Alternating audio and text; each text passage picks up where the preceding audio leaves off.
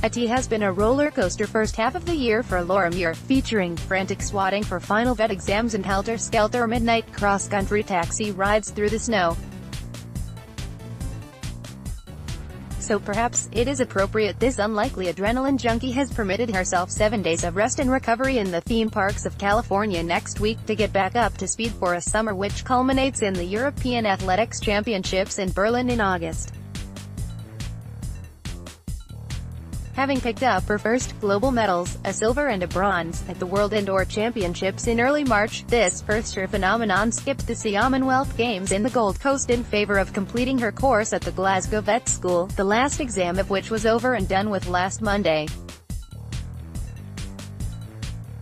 As it happens, she will only discover whether she has passed them with flying colors or not as she soaks up the high-octane thrills of Six Flags and Universal Studios in the company of her coach Andy Young.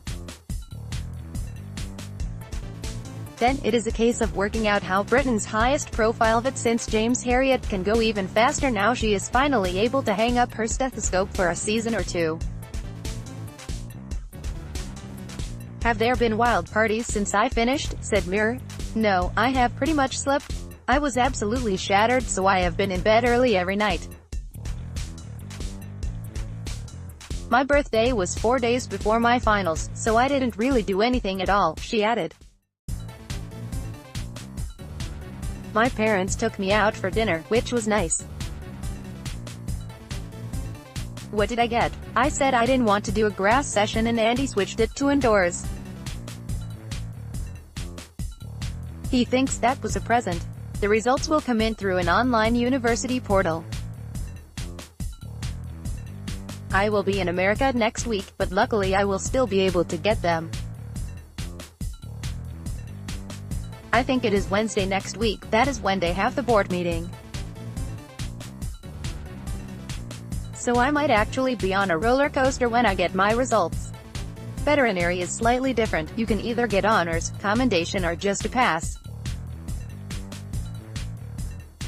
It goes on an average of all your different years' marks. As long as I get a pass I will be happy. It takes a robotic quality to sacrifice normal human interaction and push yourself consistently to the limit, but Muir is honest enough to admit the last few months have taken a human toll on her energy levels. Having my finals did take a lot out of me, she said. The past couple of months have been stressful, but that is expected with having exams. I just need a week or so to kind of recover a bit more.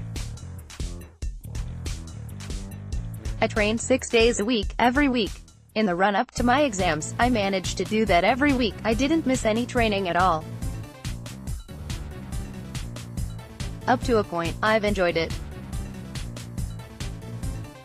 A couple of years ago, with the course, it wasn't too busy.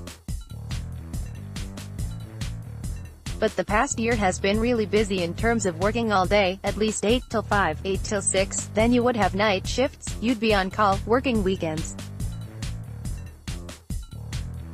When I was on a few rotations, on call at 8 at night or 12 at night, you have to stay overnight, so I would run round the campus with my phone on, in case any emergencies came in. I told them, right, I'm only 5 minutes away if there's an emergency, I'm just looping around the campus, so I can run back if needed. I worked 3 out of 4 weekends in April, in the lead-up to my exams. So that's a bit too much. But you know what your priorities are. The veterinary studies are very important to me, so is my running. I just didn't have any free time. If I can get a bit more rest and recovery I will be back on track and where I want to be for the summer." Muir was speaking yesterday as she was announced as an ambassador for the European Indoor Championships in her home track at the Emirates Arena in Glasgow next March. It is at least one venue where she might be able to get a taxi to the competition without getting stung with a whopping £1,500 fare. "I am really excited to be named an ambassador," said Muir. The European Indoor Athletics Championships were the event where I won my first international medals. I got a double gold in Belgrade in 2017. For it to be at the venue where I train pretty much every week, and race in a lot as well, I feel so at home in this arena, and I am just so excited for the championships to come here. Picking up that home support again, you just don't want to miss it. The 25-year-old from Milnathort has plenty to be getting on with before then, mind you. Once that trip to California is out the way, her outdoor season begins in earnest with a Diamond League outing at Eugene, Oregon. While she has yet to decide upon whether to put her name forward for the World Cup, an innovation on the athletics calendar which will take place at the London Stadium in mid-July, things will reach a head at the European Championships in Berlin in August, the only strand of the multi-sport event which won't take place in Glasgow.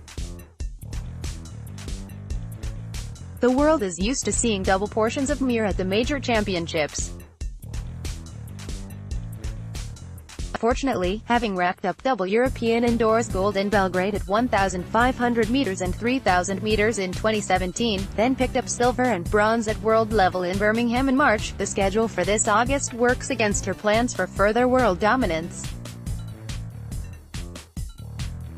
With both the 1,500 meters and 5,000 meters finals scheduled within 15 minutes of each other on the final day, and the 1,500 meters heats scheduled for lunchtime on the day of the 800 meters final, this versatile athlete will limit herself to just one event, almost certainly her favored 1,500 meters. At least some of her usual rivals, the likes of Sifan Hassan of the Netherlands and home heroine Constance Kloosterhalfen, are in the same boat. "I have done the triple-double now," said Muir. "So I think I will be happy just to do the one event." There are a lot of European girls very high up in the world rankings, not just Hassan. "I don't know what distance everybody is doing. I don't even know what distance I'll be doing yet." As for the Commonwealth Games, being otherwise occupied on a placement at Animal Hospital for most of the time helped keep her mind off it, but she admits that there were times when it was a kick in the teeth not to be able to take part.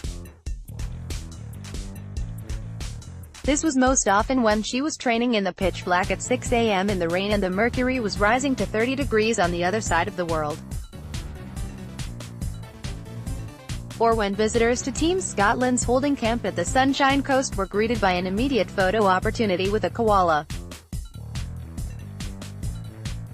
"I was on placement at an animal hospital at the time, so it was only when I was on a lunch break or something that I managed to catch a bit of it," she added. "I saw that Jake Whiteman had done really well and I watched Daley Doyle's race. I thought the Scottish team did very well without me. I was really proud of how they did out there. I had mentally accepted it quite a while ago. I knew it wasn't going to work out.